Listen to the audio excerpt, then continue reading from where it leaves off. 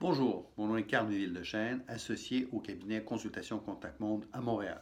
J'ai une spécialité africaine. Je travaille depuis de nombreuses années sur ce continent, tant au nord, les pays comme la Tunisie, l'Algérie, le Maroc, la Mauritanie même, et les pays d'Afrique subsaharienne, du Sénégal, le Togo, le Ghana, le Burkina Faso, des activités au Tchad, au Gabon, je dois en oublier quelques-uns.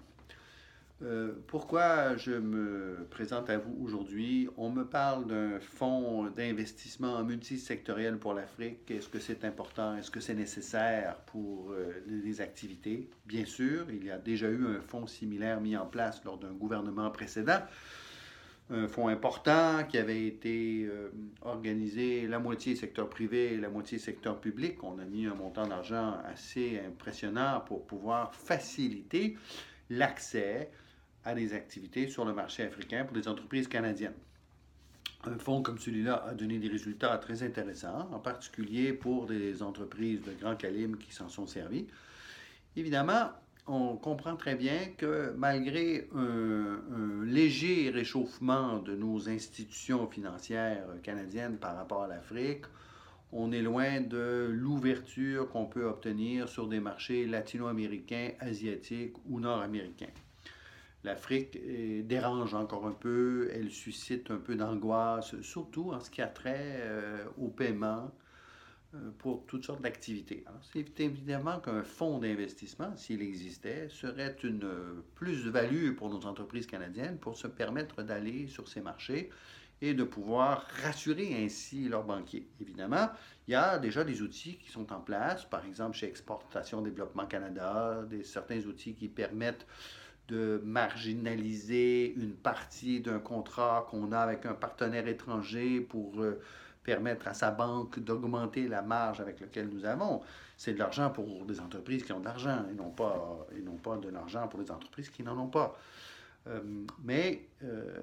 Il existe déjà quelques outils comme cela. Il ne faut pas négliger ces éléments-là. Évidemment, tout effort en ce sens permet de rassurer le tissu financier canadien pour lui permettre d'apprécier à sa juste valeur l'opportunité africaine, sans l'ombre d'un doute, et d'arriver à une certaine souplesse, à condition que les outils de gestion de risque appropriés s'y trouvent.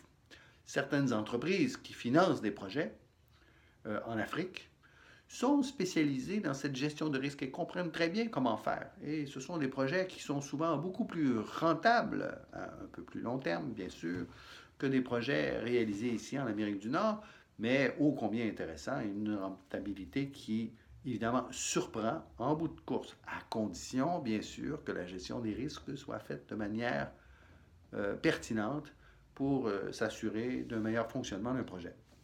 Alors, encore une fois, un fonds d'investissement multisectoriel pour les entreprises canadiennes intéressées par l'Afrique est une idée absolument valable. Il faut bien sûr mettre autour de la table les différentes organisations financières et pas seulement les banques, mais aussi les entreprises qui financent ce type de projet sur le continent africain. J'en pense à plusieurs que je connais et de discuter avec elles pour s'assurer d'une espèce d'homogénéité quant à ces actions vers l'Afrique pour les entreprises canadiennes. Alors, on invite à participer à cette discussion qui aura lieu très bientôt.